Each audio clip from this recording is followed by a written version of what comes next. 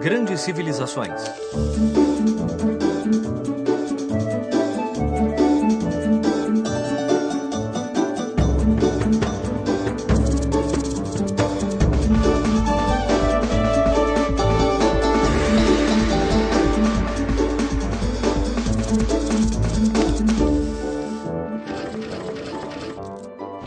O Império Persa, primeira parte. No alto das montanhas no norte da Mesopotâmia, viviam pastores chamados persas. Durante séculos, eles foram governados por impérios poderosos que dominaram a Mesopotâmia. Primeiro, viviam sob domínio dos assírios, e depois ficaram à mercê dos poderosos babilônios. Mas um dia, por volta do ano 550 a.C., um homem persa corajoso e inteligente chamado Ciro II subiu com suas tropas de cavalaria o vale do rio Eufrates e desafiadoramente plantou-se diante dos portões da Babilônia, que era a cidade mais importante da época. Lá, das muralhas da grande cidade, os babilônios riram desse pequeno grupo de guerreiros que acreditava poder derrotá-los. Mas os persas, liderados por seu comandante astuto e corajoso, conseguiram derrotar os babilônios e conquistar a cidade. Ciro tornou-se um grande rei, poderoso e respeitado. Como seu povo tinha sofrido sob o regime severo da Babilônia, ele jurou não ser tão cruel. Então permitiu que todos seguissem suas religiões abertamente. Foi por esse grande ato que os judeus foram autorizados a retornar a Jerusalém e a reconstruir o templo. Os descendentes de Ciro II fizeram o Império Persa ainda mais forte. Essa nova geração de governantes era conhecida como a dinastia Aquemênida, que reinou na Pérsia durante quase 300 anos. Assim falou Zaratustra. Há muitos anos, enquanto os persas ainda estavam vivendo em vales de altas montanhas, um velho pastor viu um homem solitário descer uma colina numa manhã. Eu acho que estou reconhecendo essa pessoa. Há alguns anos, um jovem passou por aqui. O nome dele era Zaratustra. Mas se este é o mesmo homem, ele está muito diferente. Estou vivendo em uma caverna há 10 anos. A solidão me ajudou a refletir. Agora estou cheio de sabedoria e eu preciso dizer às pessoas todas as coisas que aprendi. E foi assim que Zaratustra se tornou um grande profeta. Ele ensinou as pessoas a pensar e ver o mundo de uma maneira nova. Para ele não havia muitos deuses, mas apenas um. Uma força única, maravilhosa e criativa. E essa força era chamada Ahura Mazda. Zaratustra ensinou que o sol reina com a sua luz durante o dia, abençoando o mundo com a sua energia. Mas quando ele se põe, permite que a escuridão controle a noite. Essa dualidade entre a luz do dia e a escuridão da noite foi criada pelo Deus Supremo, Ahura Mazda, e aplicada a todos os aspectos da vida. Isso significava que o bem e o mal sempre estavam presentes no mundo inteiro e que não existe um sem o outro. Zaratustra ensinou que todos os seres humanos tinham livre arbítrio e que deveriam optar por lutar constantemente pelo bem e contra o mal, já que todos seriam julgados após suas mortes. Se eles tivessem lutado para as forças do bem, iriam para o céu. Caso contrário, iriam para o inferno. Dessa ideia de um céu e um inferno, surgiu a dualidade que Zaratustra ensinou aos persas 6 séculos antes que Jesus também tentasse difundi-la entre seus seguidores. O Império Persa. Zaratustra tornou-se um profeta. E a partir de seus ensinamentos, uma religião chamada Mazdeísmo foi desenvolvida e aprovada por quase todos os persas. Os reis persas acreditavam que para o bem prevalecer no mundo inteiro era preciso acabar com as guerras. Queriam acabar com as guerras? Parece uma ótima ideia. Mas como eles tentaram fazer isso? Isso pode parecer estranho, mas os reis persas acreditavam que a resposta era conquistar todos os povos do mundo inteiro. Os persas acreditavam que a única forma para alcançar a paz era governar todos os povos da terra. Dessa forma, eles poderiam espalhar a força do bem, Pela primeira vez na história, surgiu a ideia de formar um império universal. Assim que a cidade de Babilônia foi conquistada, Ciro avançou para Lídia, para as cidades jônicas e, finalmente, para os Massagetas. Mas Ciro morreu em batalha. Então, seu filho, Cambises II, assumiu o comando das tropas. Ele continuou o trabalho do pai, expandindo o império para o Egito. No momento em que os persas haviam conquistado o norte da África, o império ficou enorme. Ele ocupava as capitais das civilizações mais antigas da história. Anos mais tarde, os governantes queriam acrescentar mais territórios ao imenso império, estendendo-o do Egito à Índia. E embora conquistassem pela força, os reis persas eram fiéis a seus ideais. Eles toleravam todas as culturas e religiões diferentes, incorporando a sabedoria e os costumes de outros povos e permitindo uma enorme variedade de religiões e práticas em toda a extensão territorial do império. Em vez de destruir seus inimigos, os persas muitas vezes deram aos reis de povos conquistados novas terras para governar dentro do Império Persa. Seu objetivo era criar a paz e evitar qualquer desejo de vingança. Eles também libertaram os povos que tinham sido condenados à escravidão, como os fenícios, por exemplo. Estes recompensaram o gesto, emprestando sua poderosa frota para os persas. A organização do Império Persa.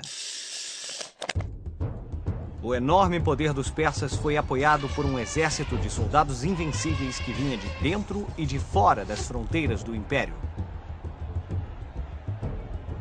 Do Oriente, para além do rio Sirdária, vieram cavaleiros que foram treinados com técnicas inovadoras para arco e flecha. Esses soldados eram chamados de mercenários, o que significa que só lutavam para quem lhes pagasse. Mas isso não era um problema para os persas, porque graças a todas as terras que haviam conquistado, eles tinham uma enorme quantidade de riquezas. Os persas ganharam ainda mais riquezas, gerindo bem o vasto império.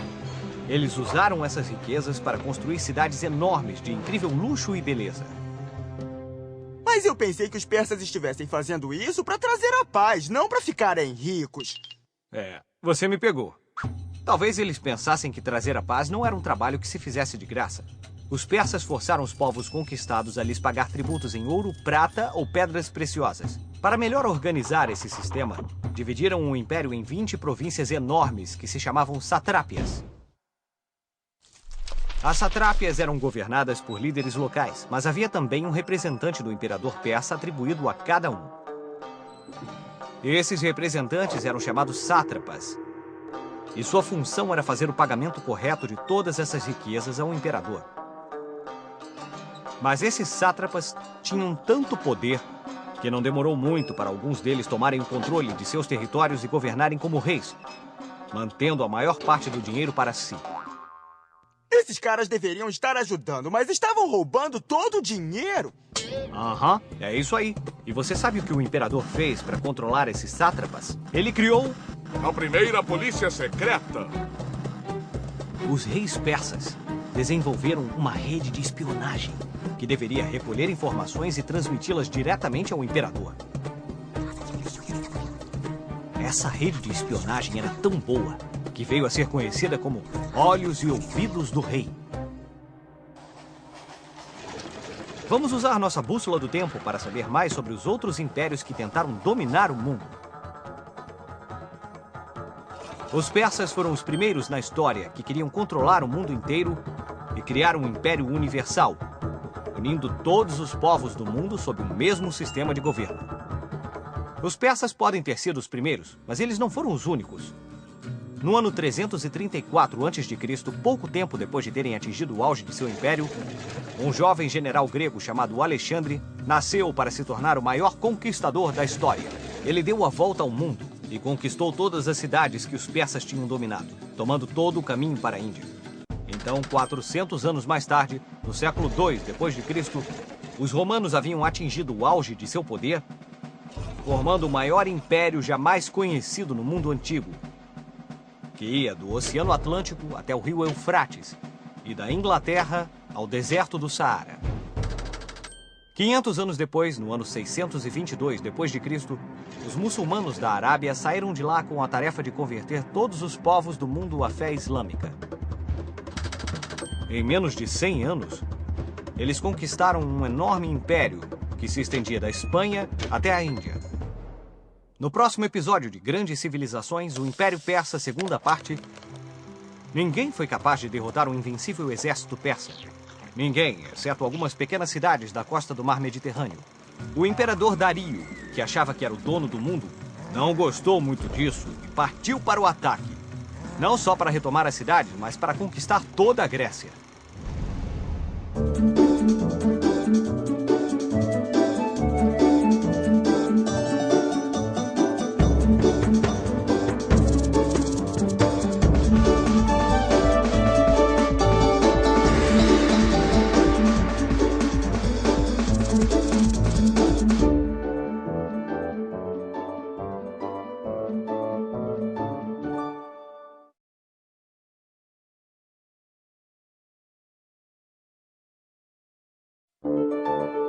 No último episódio de Grandes Civilizações,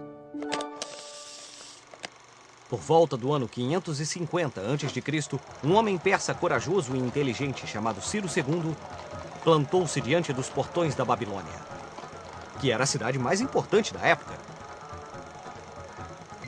Ciro tornou-se um grande rei, poderoso e respeitado. Pela primeira vez na história, surgiu a ideia de formar um império universal.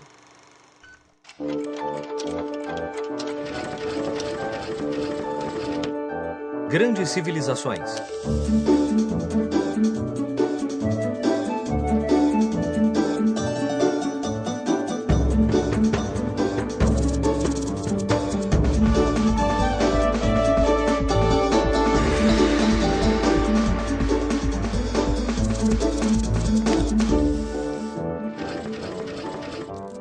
O Império Persa, segunda parte.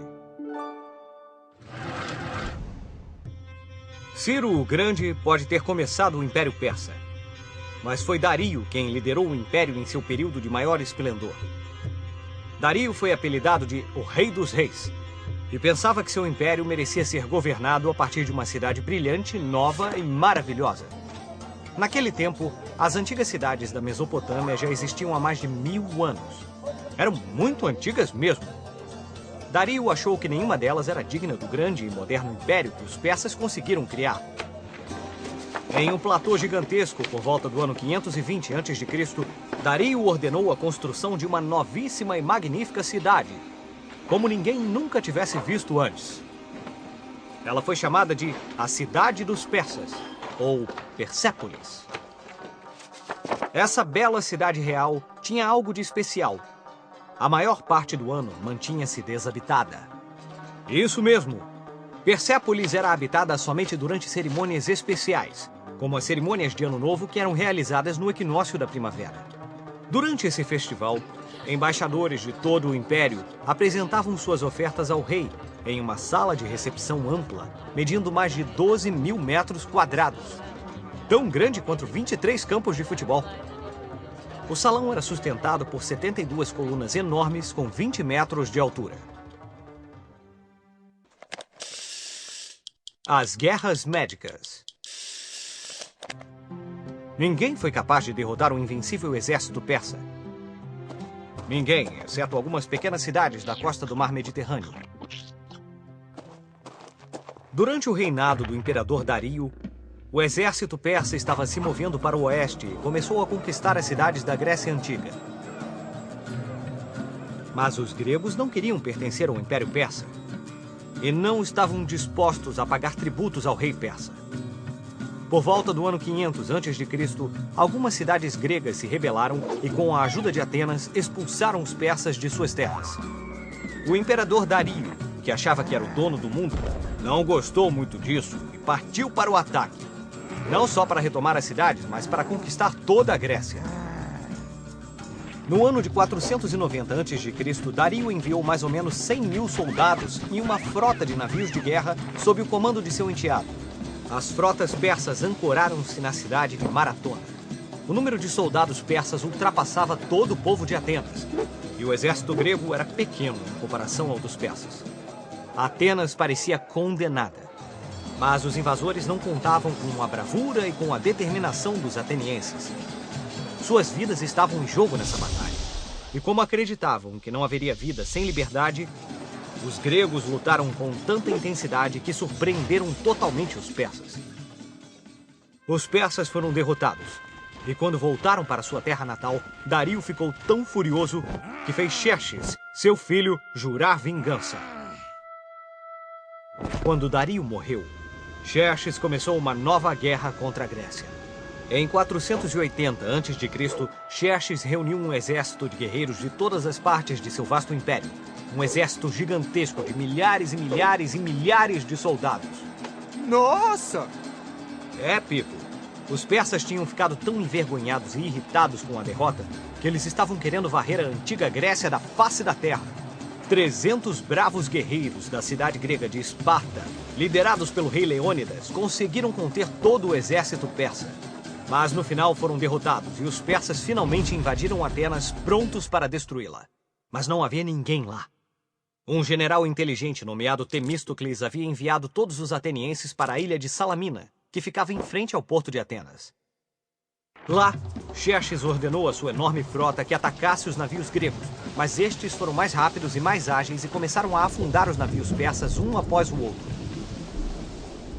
Foi assim que os atenienses derrotaram um exército persa gigante pela segunda vez. A partir de então, os persas não queriam mais lutar contra os gregos e os deixaram em paz. Essa vitória foi um momento de virada para os gregos. Ela reforçou as ideias de independência e liberdade.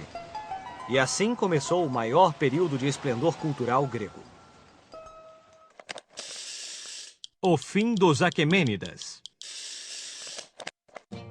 Quando os gregos derrotaram os persas, foi o começo do fim do Império Persa. O imperador Xerxes voltou a Persépolis e acabou sendo assassinado. Os imperadores que vieram depois dele perderam o interesse em controlar o império e estavam mais interessados em fazer o máximo de dinheiro possível. Eles continuaram a ordenar a construção de palácios maiores e mais maravilhosos. Eles gastavam sacos de ouro em locais luxuosos, onde iam comer, beber e comprar roupas caras e muitos escravos. Todo esse excesso de luxo acabou tornando-os fracos. Foi então que um homem de 20 anos, chamado Alexandre, tornou-se o rei da Macedônia. Ele herdou de seu pai um reino que incluía a maior parte da Grécia e um desejo de derrotar os persas, que os tinham atacado muitos anos antes. No ano 334 a.C., Alexandre partiu para o Oriente com um exército de 30.000 soldados de infantaria e 5.000 de cavalaria. Como ele avançou através das terras persas, começou a aprender muitas coisas sobre a cultura local. E ele os admirava, apesar de serem inimigos declarados. O confronto final entre gregos e persas foi na Batalha de Issos. Alexandre os derrotou e queimou o Palácio Real em Persépolis, até que fosse reduzido a cinzas. Então, prosseguiu em direção à Índia.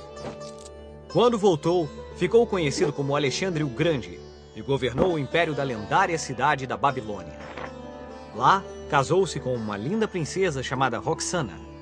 Alexandre pretendia criar um mundo onde os costumes e os povos poderiam se misturar em harmonia. Uma ideia que tinha começado com os persas. A herança da cultura persa. Uma vez que Alexandre o Grande tinha conquistado o mundo antigo, novos planos ambiciosos ocupavam sua mente. Seu sonho era fundir o refinamento da cultura persa com o pensamento ocidental dos gregos. Mas, infelizmente, Alexandre morreu muito jovem, aos 32 anos, e o império foi dividido entre seus generais. Muitas novas dinastias foram formadas: os Ptolomeus no Egito, os Atálidas na Ásia Menor e os Seleucidas. O sonho de um império universal iniciado com os persas agora estava perdido e nunca mais atingiria as mesmas proporções. Mas o sonho de Alexandre começou lentamente a se tornar realidade. Ao longo do tempo, a arte e o espírito dos gregos foram introduzidos na Pérsia e chegaram até a Índia. O Ocidente foi enriquecido com a cultura refinada dos persas. Desse enriquecimento cultural vieram obras-primas da arquitetura, como a construção do primeiro canal e muitos outros requintes, como o sistema postal. Os persas foram os primeiros a domesticar animais, como o frango, e cultivar deliciosas frutas, como pêssego e laranja. Eles também começaram o uso decorativo de flores, como rosas, jasmim, íris e narcisos. Até hoje, o conhecimento persa de tecelagem produz os tapetes mais finos do mundo. Devido a todas essas coisas e a forma eficaz com que eles conseguiram um império enorme, a antiga civilização persa continua a ser uma importante influência para a sociedade moderna até hoje.